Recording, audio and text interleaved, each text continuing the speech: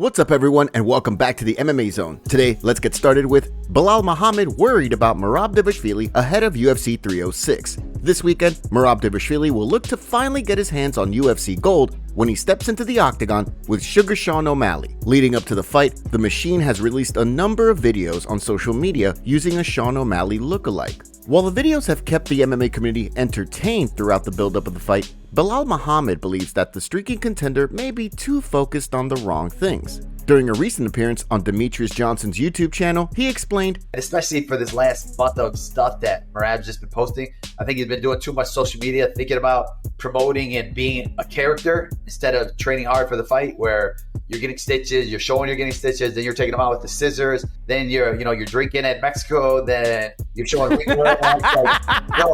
all of this stuff does not need to be documented, all of this stuff does not need to be posted. But I think now I feel like he's in that social media mindset, right? Where given that and the fact that O'Malley has had plenty of time to train for Dvalishvili, Muhammad feels as though the champion will retain his belt on Saturday night. The MMA community was quick to weigh in on his comments, with one fan writing, "This guy would support Merab first, then he said something on Umar, now he supports Sugar." Another wrote, "Merab and not training hard doesn't go together in a sentence. Belal will be wrong, just like he was wrong for Izzy. He is a terrible analyst." As one account pointed out, him doing all the social media stuff will give him more return in the long run. Now, he's a lot more known than he was. And regardless of if he wins or loses, he secures himself some good paydays going forward off the promotion he's done for this fight. One fan disagreed with Muhammad's take, writing, "Such a bad take, lol. Merab said he cut the skits and told all his actors to go home. Belal himself has been big on social media lately." For his part, O'Malley has no problem with facing another grappler, explaining to ESPN Stephen A. Smith, quote,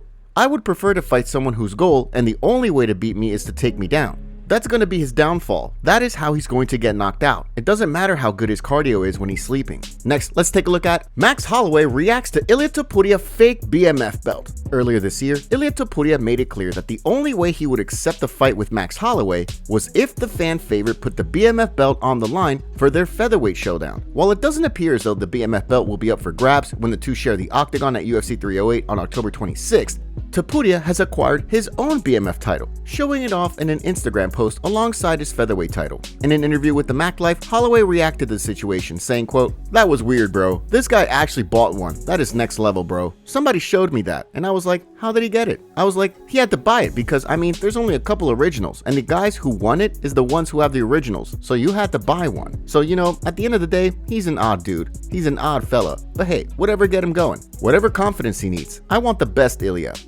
Go buy a couple more BMF belts. Go buy a couple more UFC belts. Whatever you want to do. Just keep that same energy when it comes October 26th. From the sounds of things, Topuria is having a great training camp and ramping up the intensity ahead of their UFC 308 scrap. As he explained during a press conference recently while speaking in Spanish, quote, "Better than ever. I really wouldn't want to be in someone else's shoes. Believe me, I prepare very, very hard. I'm at that point where I think that right now in my weight class, a good motorcycle helmet is needed, because if not, there's no solution." With Topuria looking to make his first successful title defense and become the first fighter to crack Max Holloway's legendary chin, the stakes couldn't be higher heading into UFC 308. Next up, let's take a look at Diego Lopes demands title shot next over Alex Volkanovski. Heading into Saturday's long-awaited fight with Brian Ortega, Diego Lopes is eager to punch his ticket to title contention. While he's currently ranked 13th on the UFC's official rankings, with a fight against number 3 ranked Brian Ortega on tap for this weekend, Lopes believes a win could catapult him into title contention. During a recent interview with Code Sports, he explained, quote, "I need a big win. I need a big declaration. I need a big submission, a big knockout to take the next step towards a title challenge. If I finish the fight like that, I'm sending my name straight to the UFC, and I'm next for the title. People say Volkanovski is next, and that's okay. The UFC has changed their plans before. My goal is to finish the fight, change their plans, and I fight for the title." Although a win over Ortega would put Lopes on the cusp of a title fight, the upcoming UFC 307 bout between number 6 ranked Movsar Evloev and number 8 ranked Aljamain Sterling is believed to be a title eliminator by both fighters. With Ilia Topuria and Max Holloway set to fight at UFC 308 and a fight with Alexander Volkanovski up first for the winner, it'll be interesting to see how the UFC decides to handle the featherweight title picture in the coming months. Next up, let's take a look at Israel Adesanya praises up-and-coming UFC fighter. On this week's episode of Dana White's Contender Series, undefeated city kickboxing prospect Navajo Sterling picked up a second-round knockout that earned him a UFC contract. The punch, considered to be one of the best knockouts from this season of Dana White's Contender Series so far, put the MMA community on notice. In a video for his YouTube channel this week, city kickboxing's own Israel Adesanya praised Sterling, saying, quote, "Navajo is his own beast, and you see his own style show. If you think he's like me now, I think he's better than me. He's evolved. Like the next version because of his grappling intelligence as well.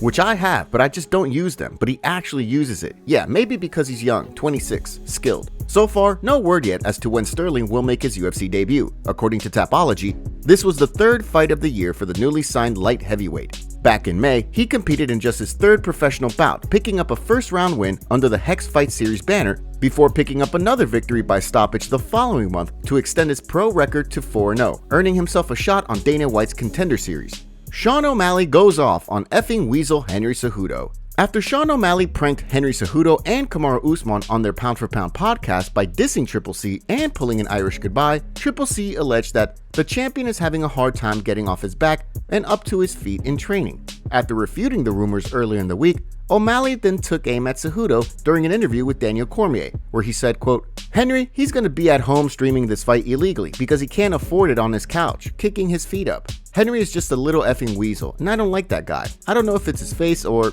you know what it is? It's his attitude, and he rubs a lot of people the wrong way. He's got this big ego and was like, oh, I'm the man of fighting, and I'm pound for pound and teaching John Jones how to fight. It's like, bro, you're not that effing good. Yeah, you won a couple fights, but you're not that effing good." While Cejudo is clearly planning a trip back down to flyweight for this next bout, he's made it clear that if O'Malley loses, he will stay at 135 so the two can settle things inside the octagon. It feels like everybody's been waiting all week, maybe even all month, for this weekend. UFC 306 is finally going down in Vegas, and we can't wait to see who comes out on top. You already know that we're partnered up with DraftKings, and their offers for you just keep getting better.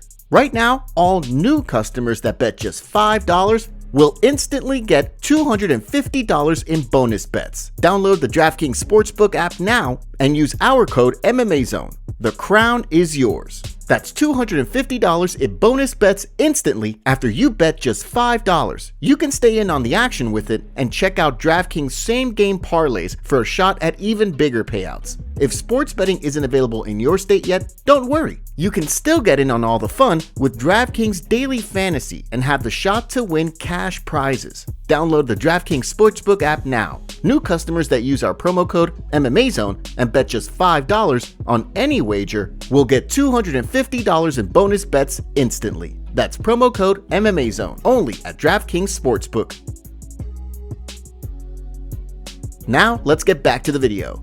Next, let's take a look at UFC updates. With UFC 306 just days away, let's look at today's UFC fight updates, starting with a change to the upcoming UFC Paris card. With former champion Germaine de Randamie out, the UFC has now booked a fight between Nora Cornol and Jacqueline Cavalcanti for the September 28th card. De Randamie announced her injury on Instagram, explaining that she was forced to withdraw from the bout after sustaining a broken finger and a fractured foot in training. In her post, the Iron Lady wrote in part, "The doctors told me I couldn't train for at least 3 weeks. Knowing I had only 5 weeks left, my team and I decided to pull us out because we didn't want to take a risk and put one hell of a dogfight for you guys. I'm especially heartbroken because I'm coming close to the end of my fighting career and I wanted to give this to my friends and family who plan to be attend in the arena. I had a plan, but God decided differently this time. I will be back in the gym as soon as the doctor gives me green light." As de Randamie also revealed, she hopes she can return to action before the end of the year, when she's back to 100%. Shifting gears and looking at some recently announced fights, according to reports, with Marcos Rogerio de Lima out, Kennedy Nzechukwu and Justin Tafa will now collide at UFC 308 on October 26. The bout will see Nzechukwu look to bounce back from a 2-fight skid, while Justin Tafa looks to bounce back from a loss in March to Carl Williams. And finally, a bantamweight bout between Charles Jourdain and Victor Henry is set for UFC Fight Night Edmonton on November 2nd. The fight will see Jourdain look to snap a 2-fight losing streak in his first fight since dropping from featherweight to bantamweight, while on the flip side, Henry will look to build on an April victory over Hani Yahya. Next up, let's take a look at Gilbert Burns breaks silence on UFC loss. This past weekend, Gilbert Burns lost his 3rd straight fight, dropping a unanimous decision to Sean Brady after being finished by Jack Della Maddalena back in March. Throughout the fight, Burns struggled to implement his game plan, with Brady outstriking the former title challenger 130 significant strikes to 47 throughout the fight. In addition, Brady also managed to get the better of Burns in many of the grappling exchanges, racking up 7 total takedowns for just over 10 minutes of control time throughout the bout. On the heels of his loss, Burns spoke on the latest episode of he and Renato Moicano's Show Me the Money podcast, giving an honest assessment of the fight as he explained, quote,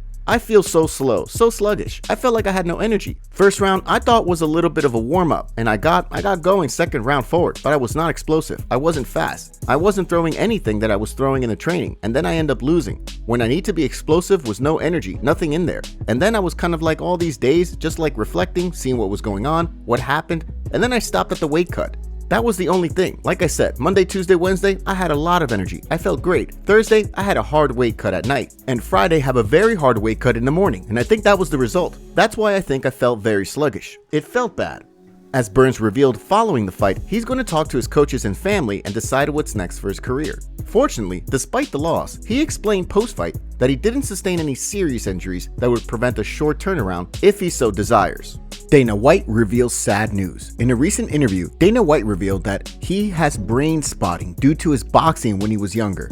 He said, quote, "I used to box when I was younger. I went in and I did one of those brain studies. I have black spots all over my brain from what I did. I wouldn't take back one punch, not one. The position that I'm in right here, right now, today, I wouldn't take one punch back because I loved it that much. And the doctors all talk about somebody could die. I got news for all the doctors. We're all gonna die. How do you want to live your life? What do you love? And what are you passionate about?"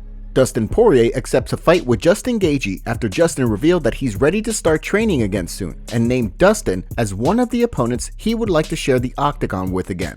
Here's what Justin had to say. Maybe Dan Hooker makes sense to you? Yeah, Dan Hooker. I have a list. I think Hooker, Oliveira, Poirier, and Volkanovski is a list of 4 people that I think any of those would be, do for me what I need to do. Be back in. Poirier says he's got one more, right? Would you be kind of bummed if you never got to settle that trilogy with Dustin? No. I mean, I walked out there after there was 1-1. I told him, I said, let's not doing it. I'm not saying I don't want to or whatever, but if that was the competition we had that night, we're 1-1 and we're taking years from each other's lives. So we can fight some of these other cases, but we'll see what happens. Dustin Poirier responded on Twitter saying, "You know I'm down." A fan responded saying, "Uno más," which means one more, to which Dustin replied, "Exactly." Top comments. Sean already ducking Umar before he fought Merab is wild. I can't get behind just watching boxing. Like, how can you act hard when a single leg kick would destroy your fight style in the street? Rosas isn't very smart. Saying you want to win the belt then retire will get you sent to Cejudoville. Chandler was just seen at a hardware store purchasing rope.